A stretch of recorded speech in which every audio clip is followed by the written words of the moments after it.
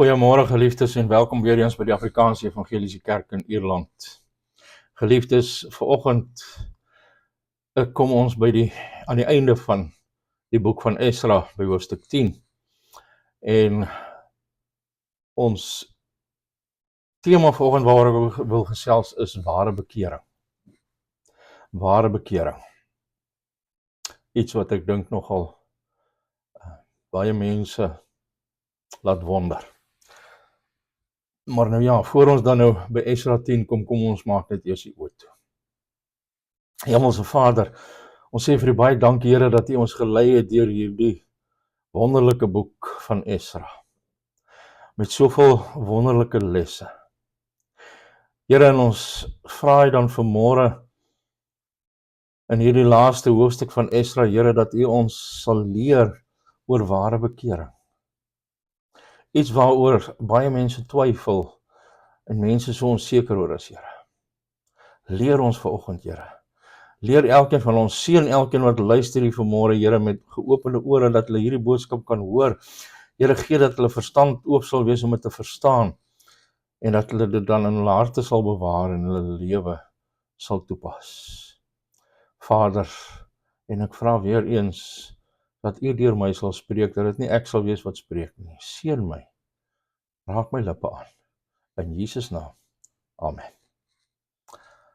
Geliefdes, ons lewe in 'n tyd van ligsinnige bekering. 'n Hele klomp jare gelede is 'n evangeliese skrywer en leier ontmasker omdat hy oor 'n lang tydperk 'n verhouding gevoer het, maar ons sien dit nou toenemend gebeur. Ek wil amper sê elke week is daar 'n nuwe berig van 'n evangeliese prediker wat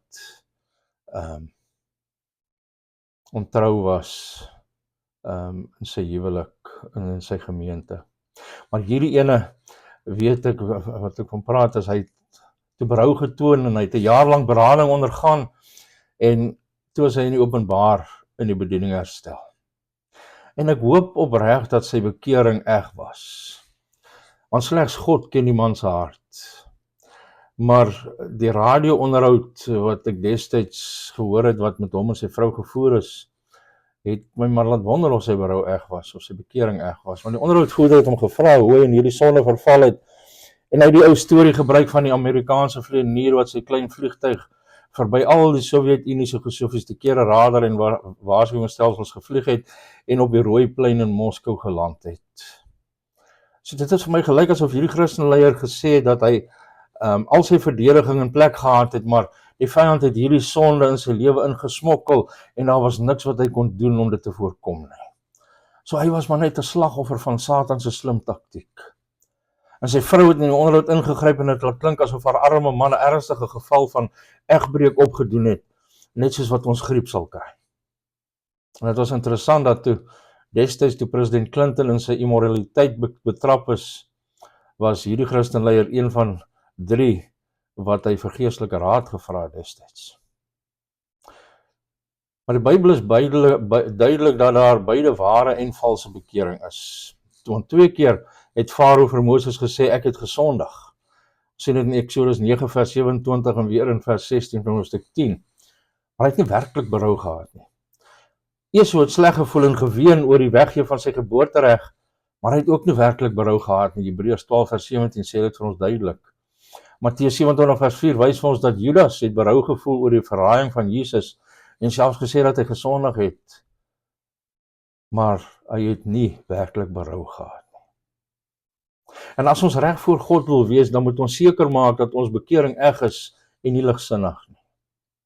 En ons teks vanoggend is nie omvattend nie, maar dit gee wel 'n paar tekens van ware bekering. Want ware bekering, sê ons teks vanoggend, behels hartlike berou voor God oor ons sondes en vinnige optrede om dit reg te stel. En die probleem het die Joodse ballinge geraak wat na die land teruggekeer het, waar heidense vrouens geneem is en ongehoorsaamheid aan God se gebod, of in ongehoorsaamheid aan God se gebod in Deuteronomium 7 vers 1 tot 4 en ons sien dit ook in Esra 9 vers 1 tot 2. En dan hier in vers 11 vanoggend som dit dan op wat hulle moet doen om die situasie reg te stel, want dit sê, gee dan nou aan die Here, die God van julle vaders, die eer en doen wat hom behaag, en sonder julle af van die volke van die land en van die vreemde vroue. En hulle belydenis voor God, as dit reg was, sou hartlike berou weerspieël oor wat hulle gedoen het. En daardie berou sou nie net woorde wees nie. Dit sou ook manifesteer in gehoorsaamheid om sy wil te doen. Nou kom ons kyk eerstens, ware berou behels hartlike berou voor God oor ons sondes. Want Esra se diep rou oor die sondes van die balling het daartoe gelei dat ander rondom hom vergader het, dat hulle eie sondes gesien het en dat hulle bitterlik daaroor gehuil het, soos vers 1 vir ons sê. En 'n woordvoerder van die volk is ene Sekanja, in vers 2 bely die sonde en stel aan Esra voor dat die volk 'n verbond sluit om die sonde reg te stel. En Sekanja self is nie op die lys van oortreders nie, maar miskien is sy vader die Jehiel, die seun van Elam, van vers 26. En 6 lede van die familie van Elam het met vreemde vroue getrou. En Esra het op Sekanja se voorstel opgetree deur die ballinge na Jerusalem te roep, waar hulle almal in die Desemberreën gebewe het, soos vers 9 sê. En hulle saamgestem dat hulle gesondig het, en behalwe vir 4 mans wat die plan teëgestaan het, wat ons in vers 15 sien, het hulle tot die plan van aksie ingestem. En 'n kommissie is saamgestel om elke saak te ondersoek. En vermoedelik as die vreemde vrou haar afgode weggedoen het en trou aan die God van Israel gesweer het, dan was niks verder nodig nie. Maar in die ander gevalle waar die vrou geweier het om haar afgode prys te gee, is die huwelik ontbind, vermoedelik met reëling vir vergoeding om vir die betrokke vrouens en kinders te sorg. En ek sal die saak van egskeiding in die lig van Bybelse leer 'n bietjie later behandel.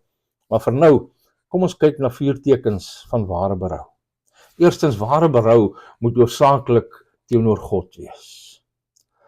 Ons sien Esra het homself neergebuig en gebid voor die huis van God in vers 1. En Sekanja erken in vers 2, ons het ontrou gehandel teenoor ons God. En dit was met God dat hulle hierdie verbond gesluit het, omdat hulle vir sy gebod gebewe het, sê vers 3. En vers 11 sê, hulle moes hulle sondes aan die Here bely en sy wil doen. En terwyl sonde altyd ander mense seermaak en ons hulle vergifnis moet vra wanneer ons teen hulle sondig, is ons eerstens en bovenal sondig teenoor God, teenoor homself. En daarom het Dawid, nadat hy egbreek met Batseba gepleeg het en haar man vermoor het, in 2 Samuel 12 vers 13 het hy gesê, ek het gesondig teen die Here. En in Psalm 51 wat oor hierdie saak gaan, het hy geskryf in vers 6, teen U alleen het ek gesondig en gedoen wat verkeerd is in U oë. En ja, Dawid het beslis teen Batseba gesondig en nog meer teen haar man Uria, maar daardie sondes was niks in vergelyking met Dawid se oortreding teen die heilige God nie. Wanneer 'n gelowige sondig, dan gee hy die vyande van die Here aanleiding om te laster, soos 2 Samuel 12 vers 14 vir ons sê. Want ongelowiges sal God bespot en hulle eie sondes regverdig, wanneer hulle van 'n gelowige se sonde hoor. Dus is ons sonde hoofsaaklik teen God, wat beteken dat ons berou hoofsaaklik ook teenoor hom moet wees.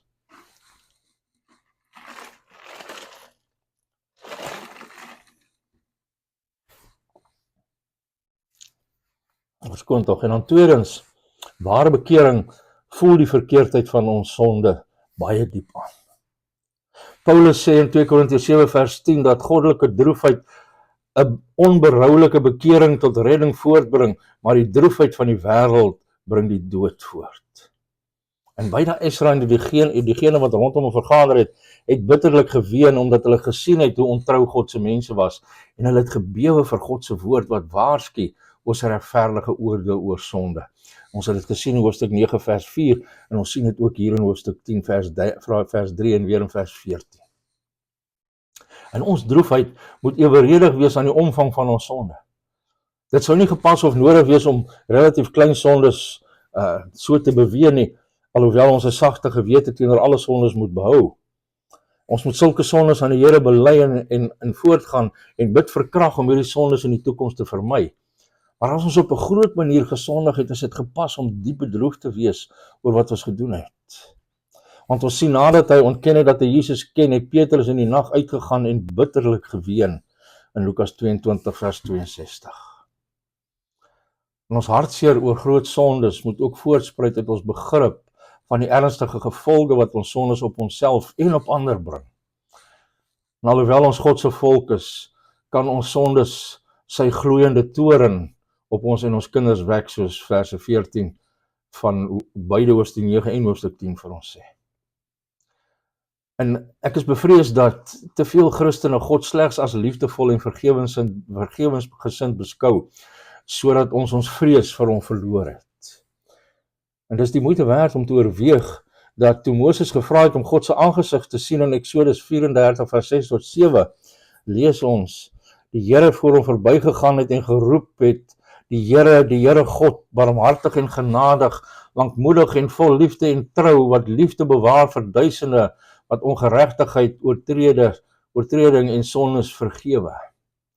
En as ons hierdie lees, dan hou ons almal so ver van hierdie prentjie. Maar as ons verder gaan lees, dan sien ons God stop nie daar nie, want hy gaan voort en ons moet ook voortgaan en hy sê, maar hy sal die skuldige nooit ongestraf laat nie, maar die ongeregtigheid van die vaders besoek aan die kinders en aan die kleinkinders, aan die 3de en die 4de geslag. Die besef dat my sondes op my kinders en kleinkinders besoek word, behoort my te laat voel dat ek dit diep voel en my daarvan te laat wegdraai. En dan derdens, ware berou, aanvaar die verantwoordelikheid vir wat ons gedoen het. As daar enige blaam is dit nie ware berou nie. As daar enige verskonings is dit nie ware berou nie. Ware berou, soos in vers 2, ek het gesondig of ons was ontrou. Ware berou spreek God vry soos Dawid gedoen het in Psalm 51, die tweede gedeelte van vers 4, wat hy sê, sodat u geregverdig is as u spreek en onberispelik as u oordeel.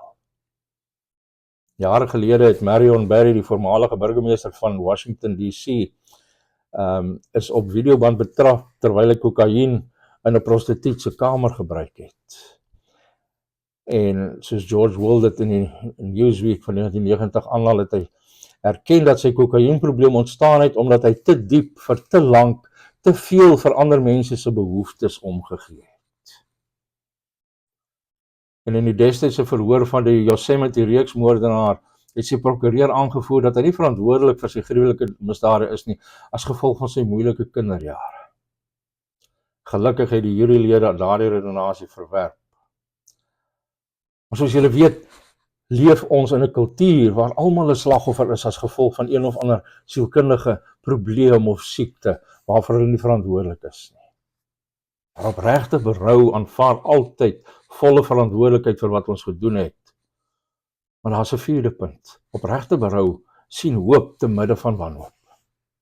Want nadat Sekanja die ontrouheid van die mense bely het om met buitelandse vroue te trou, dan val hy in vers 2 en hy sê, maar tog is daar nog hoop vir Israel ten spyte hiervan. En die rede waarom daar hoop is omdat ons God barmhartig en genadig is, lankmoedig en vol liefde en trou, wat liefde bewaar vir duisende wat ongeregtigheid, oortreding en sondes vergewe. Dit is hoe God homself aan ons openbaar.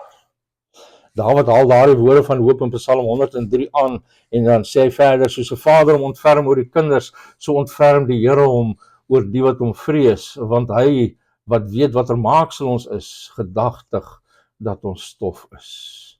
Dis in verse 13 en 14 van Psalm 103.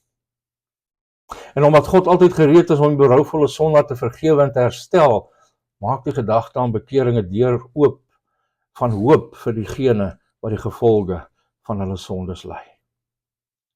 Dus die eerste teken van ware bekering is hartlike berou voor God oor ons sondes. Maar hartseer alleen is nie genoeg nie. En daarom sien ons vir die tweede punt, ware bekering neem onmiddellike aksie om ons sondes reg te stel. Ware bekering vereis nie net dat ons oortreding aan God en ander erken nie, maar dat ons ook praktiese stappe van gehoorsaamheid neem om ons oortredings reg te stel. Met sommige sondes soos om iemand te vermoor of permanent te beseer, kan ons nooit die oortreding wat ons gepleeg het self regstel nie. Maar dit behoort nie 'n verskoning te wees om glad nie op te tree nie. Ons moet 'n plan beraam wat ons tot volle gehoorsaamheid aan Christus kan lei. Bekering moet so gou as moontlik plaasvind in die lig van die kompleksiteit van die probleem.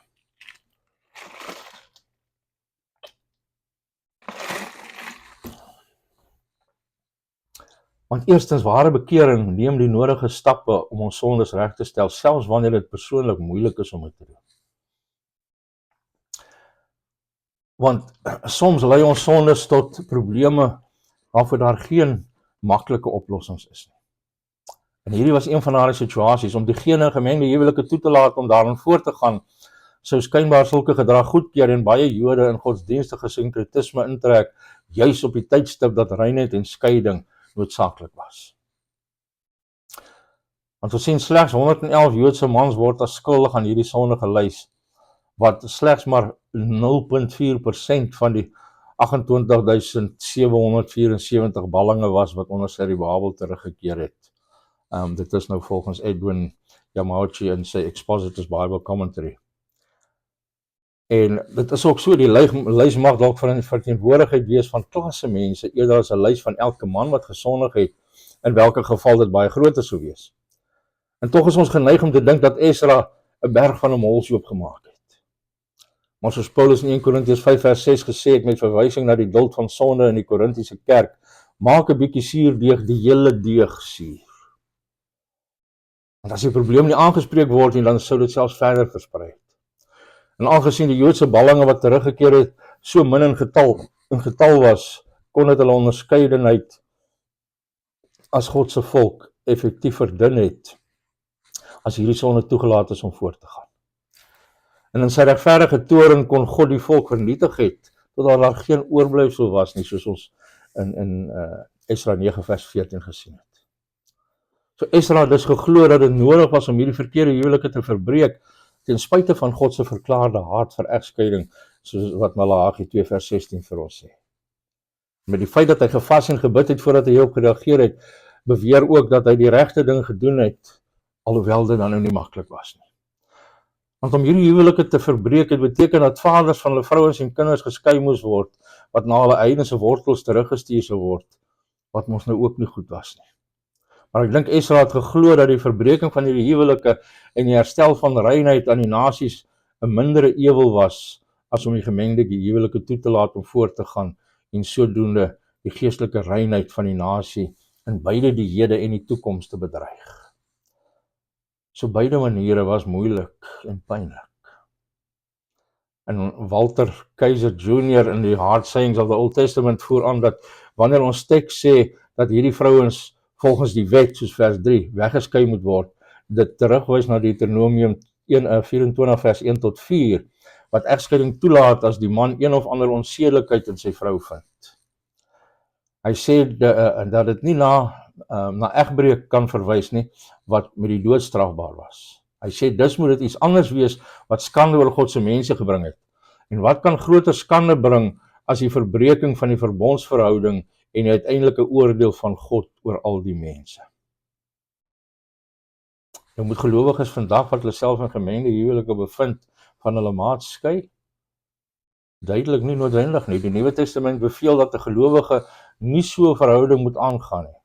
2 Korintiërs 6 vers 14 tot hoofstuk 7 vers 1 maak dit vir ons duidelik, maar dit is ook duidelik dat as 'n gelowige reeds in so 'n verhouding is, hy of sy op 'n godvrugtige manier moet leef en daarna moet streef om 'n getuienis vir Christus te wees deur sy of haar gedrag.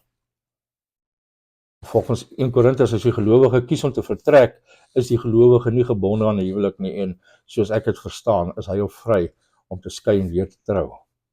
En die enigste ander Bybelse grond wat egskeiding toelaat, het nie dit vereis nie, maar wat dit toelaat, is die seksuele immoraliteit van een van die huweliksvennote. Soos Matteus 5 vers 32 en ook Matteus 19 vers 8 tot 9 vir ons sê.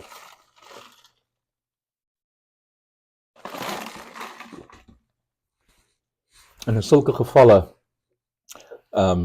sal ek gewoonlik bekering en versoening aanbeveel, want dit verheerlik God meer as wat egskeiding doen. Alhoewel ek weet, is nie altyd moontlik nie. Maar daar is 'n ander manier waarop ons teks vandag op ons van toepassing is.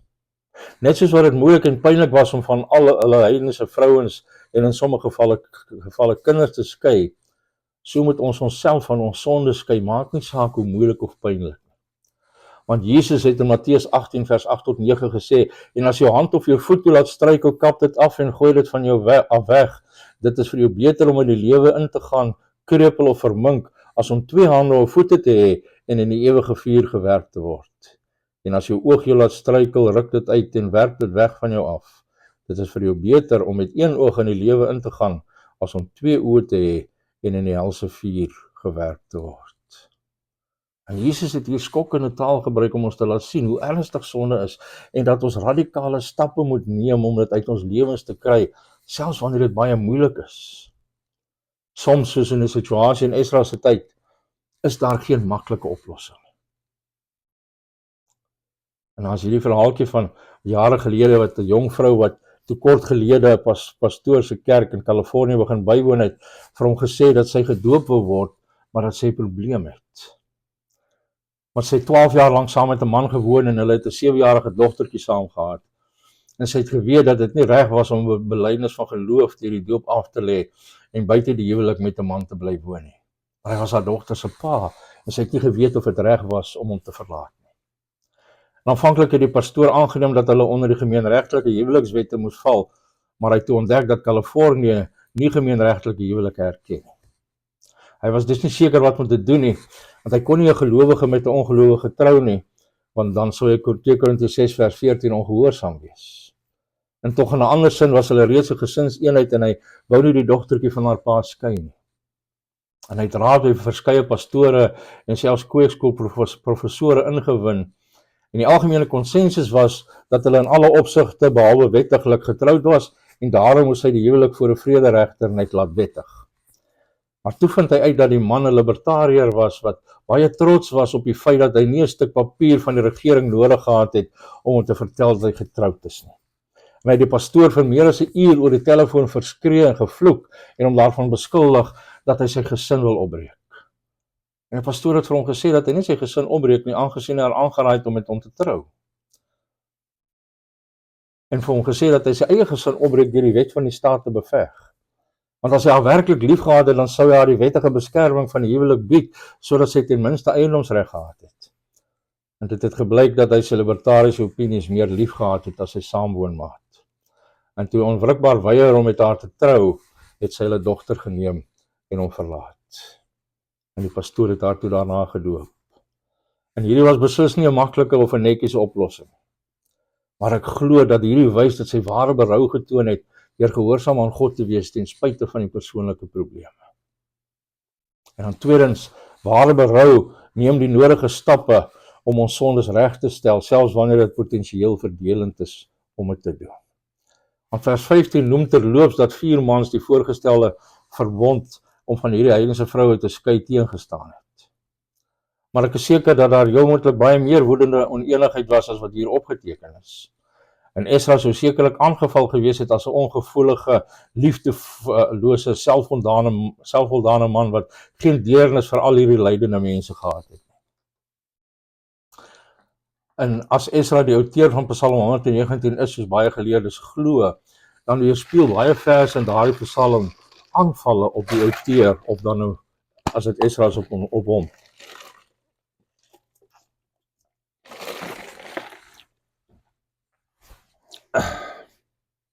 Want hy sê hy was die voorwerp van smaad en minagting in verse 22, 39 en 42. En dan sê prinse het teen hom gepraat, vers 23. Die arrogante het hom bespot en leuns teen hom versin, verse 51 en 69 en 86. Baie het hom vervolg en gate vir hom gegrawe en gewag om hom te vernietig, verse 84, 85, 95 en 110.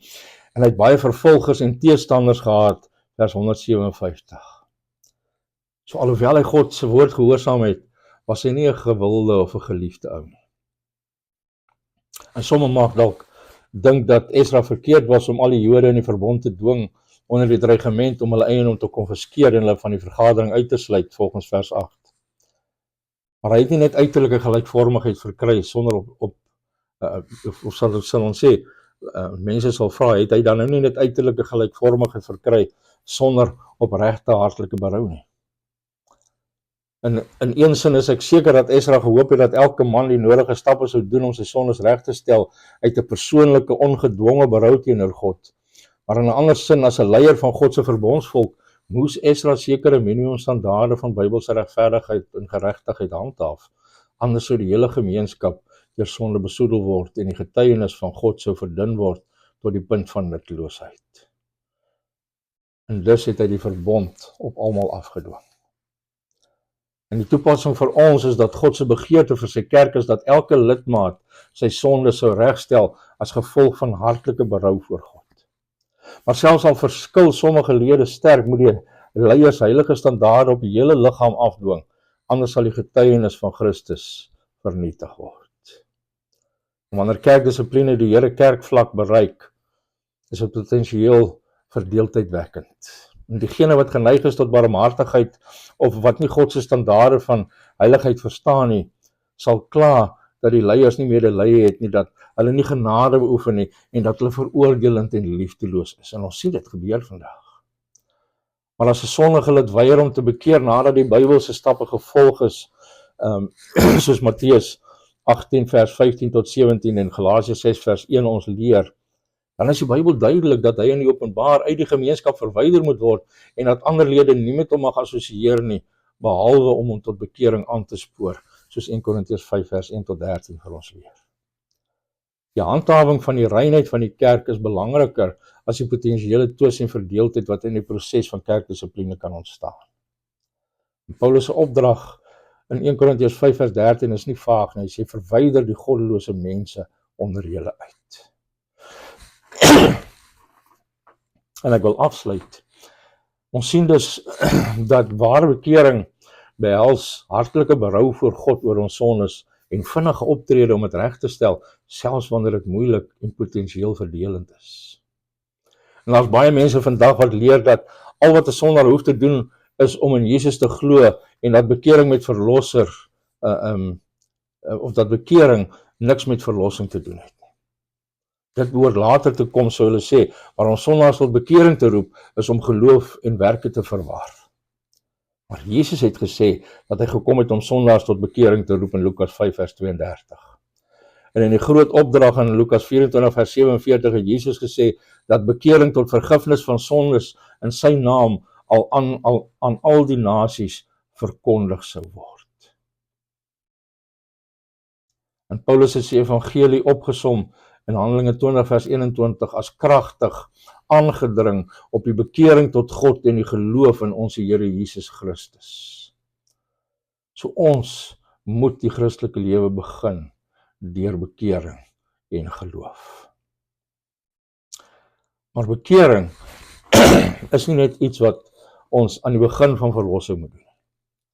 Dis iets wat gelowiges hulle lewe lank moet kenmerk. Soos die Heilige Gees ons deur God se woord van ons sondes oortuig, moet ons aanhou om ons te bekeer. Dis 'n daaglikse gebeurtenis. In Oos-Europa het diegene wat nominale Christene in die Rooms-Katolieke en Ortodokse kerk is, 'n woord vir diegene wat ware Christene is. Hulle noem hulle bekeerlinge. En ek dink ons moet daardie term in die Weste ook aanneem.